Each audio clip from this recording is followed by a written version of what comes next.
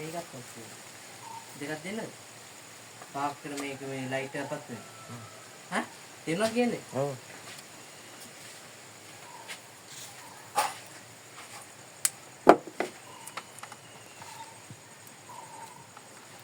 දැන් මොකද්ද මේකේ ලෙඩේ? මේකේ ලෙඩේ තමයි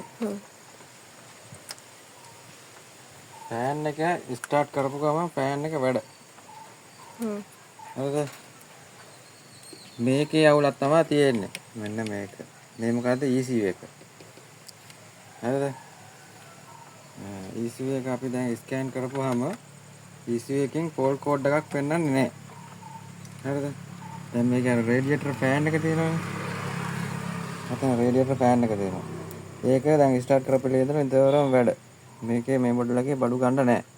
මේ එන්ජිනේ වාහනේ. එතකොට ඉන්දියාවෙන් අපි ගෙන්නුවා මෙන්න මේ ප්ලග් එක. හොයි බලන්න හිතා ප්ලග් එක. ඒ ප්ලග් එක දැම්මට හරිය ගියෙත් නැහැ. අපි දැන් ඊට පස්සේ වෙන ක්‍රමයකට අපි ECU එක හරහා වෙන ක්‍රමයකට තමයි දැන් අපි ෆෑන් ඔන් වෙන්න හදන්නේ. දැන් කලින් තිබිච්ච විදිහට මේකේ ආපු ඔරිජිනල් ෆෑන් එක උණු වුණා. පිච්චිලාම ගියා. ෆෑන් ගන්නවත් නැහැ.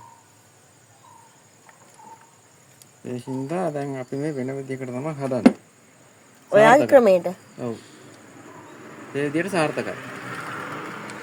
වයර් කපන්නේ කොටන්නේ නැතුව තියෙන වයර් වලටම අපි හදන්නේ.